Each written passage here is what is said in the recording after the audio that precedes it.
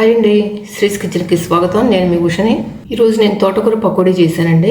ఇది చాలా బాగుంటుందండి. ఇది చాలా ఈజీ ప్రాసెస్ అండి. వంట రాని వాళ్ళు కూడా తొందరగా చక్కగా చేసేసుకోవచ్చు. ఈ తోటకూర పకోడీ ఎలా చేశానో ఆ ప్రాసెస్ ఏంటో మీరు ఈ వీడియోలో చూసేయండి. మనం ఈ తోటకూర పకోడీ చేసుకోవడానికి ఇలా లేతగా ఉన్న తోటకూర కట్ట ఒకటి తీసుకోండి. చూడండి ఎంత లేతగా ఎంత బాగుందో. ఇది చక్కగా కడిగేసేసి ఇట్లా సన్నగా కట్ చేసుకోండి. తర్వాత ఈ ఉల్లిపాయలు కూడా ఇలా పొడవుగా కట్ చేసుకోండి. ఉల్లిపాయలు, పచ్చిమిర్చి, కొంచెం కరివేపాకు కూడా కట్ చేసుకోండి. ఇప్పుడు ఒక మిక్సీ జార్ తీసుకొని అందులోకి ఒక చూసారా చిన్న ముక్క చెక్క, 4 లవంగాలు వేసేసేయండి. ఒక యాలుక్కాయ వేయండి. చిన్న అల్లం ముక్క, ఒక 5 చిన్నులపాయ రెబ్బలు, అంతే. ఎక్కువ వేయకండి, లైట్గా వేయండి ఇందులోకి. ఇది గ్రైండ్ చేసుకుందాం. ఇది వేయటం వల్ల మనకి ఆ ఫ్లేవర్ అనేది బాగుంటుంది. మరి ఎక్కువ వేస్తే బాగోదు, లైట్గా వేస్తేనే బాగుంటుంది. ఇది గ్రైండ్ చేసేసుకుందాం. చూసారా ఇలా గ్రైండ్ చేసుకోవాలి కొంచెం. ఇప్పుడు ఒక బౌల్ తీసుకొని మనం అందులో ఈ తోటకూర ఇంట్లో వేసేసుకుందాం.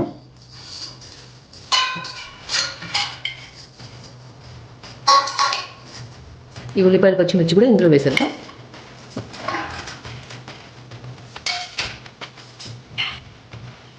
ఈ కరివేపాకు కూడా సన్నగా తరుక్కున్న కరివేపాకు ఇందులో వేసేద్దాం. ఇప్పుడు ఇందులో కొంచెం జీలకర్ర, మనం గ్రైండ్ చేసి పెట్టుకున్నాం కదా ఈ మసాలా పేస్ట్, ఇది కొంచెం వేసేద్దాం. కలిపేసేయండి ఇది బాగా. ఇప్పుడు ఇందులో మనం కొంచెం శనగపిండి వేసుకుందాం. చూసుకుని వేసుకోండి, మరి ఎక్కువ వద్దు. నేను ఈ కప్పుతో తీసుకున్నాను, కానీ ఎంత పడుతుందో చూసి కలుపుతాను.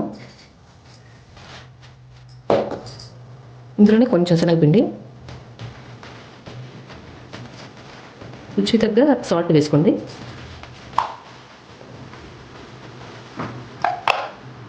ఇది బాగా కలిపేసేద్దాం.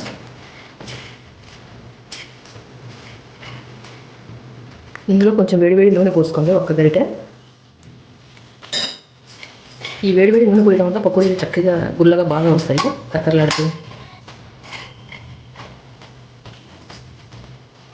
మనం ఇంకా కొంచెం వేసుకుందాం శనగపిండి.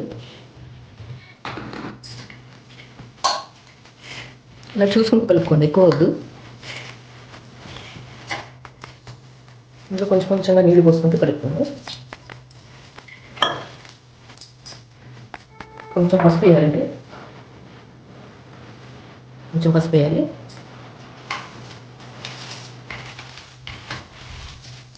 నేను మళ్ళీ వాటర్ పోయలేదు, చూడండి చక్కగా సరిపోయింది. ఈ తోటకూరలో ఉన్న తడి ఉంది కదా, అది సరిపోయింది. ఇంకొంచెం పోసే, అంతే కదా. ఇలా కొంచెం గట్టిగా కలుపుకుంటే అప్పుడు ఈ పకోడీ అనేది గుల్లగా బాగుంటాయి, క్రిస్పీగా. ఒకసారి ఉప్పు కారం సరిపోయినది చూడండి.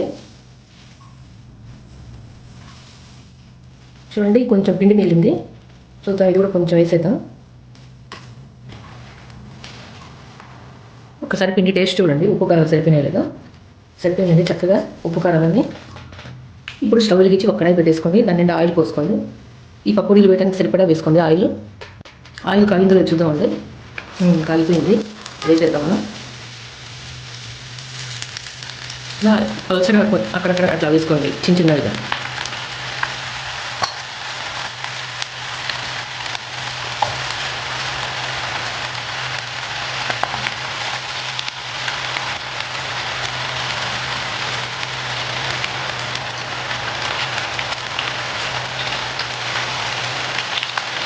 చూసారా మంచి కలర్ వచ్చేసాయి, గోల్డ్ కలర్లోకి.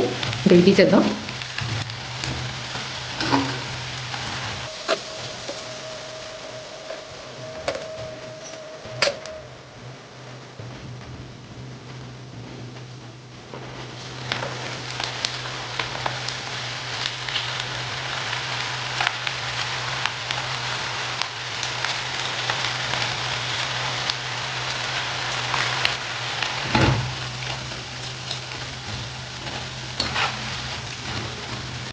ఇవి వేగిపోయినాయండి, చక్కగా తీసేద్దాం. ఇంకా మీకు ఇష్టమైతే ఇందులో పల్లీలు కూడా వేసుకోండి, బాగుంటాయి. మా వారికి ఇక్కడ పల్లీలు వేస్తే ఇష్టం ఉండదు, అందుకని వేయలేదు నేను. అండి తోటకూర పకోడీ చేయడం అయిపోయింది. టేస్ట్ అయితే అదిరిపోయినాయండి, అసలు చాలా బాగున్నాయి. మనం ఇందులో లైట్గా మసాలా వేసాం కదా, అందుకని ఆ ఫ్లేవర్ తోటి, లైట్ ఫ్లేవర్ తోటి చాలా బాగున్నాయి. నోట్లో వేసుకుంటే కరిగిపోతున్నాయి క్రిస్పీగా. అసలు ఎన్ని తింటున్నామో మనకే తెలియదు, అంత బాగున్నాయి. ఈవినింగ్ టైంలో స్నాక్స్ లాగా ఇవి చాలా బాగుంటాయండి. బయట వర్షం పడుతుంది లైట్గా. ఇటువంటప్పుడు మనం ఇటువంటి పకోడీలు చేసుకుని తింటే, ఒక కప్పు కాఫీ తాగితే అసలు చెప్పక్కర్లేదండి, ఎంత బాగుంటుంది. మీరు కూడా ఇవి ట్రై చేసి ఎలా వచ్చినాయో నాకు కమెంట్ సెక్షన్లో కమెంట్ చేయండి. ఈ వీడియో మీకు నచ్చినట్లయితే లైక్ చేయండి, షేర్ చేయండి మీ ఫ్రెండ్స్ అందరికీ, రిలేటివ్స్ అందరికీ. కొత్తగా నా ఛానల్ ఏమైనా చూస్తున్నట్లయితే తప్పకుండా సబ్స్క్రైబ్ చేసుకోండి.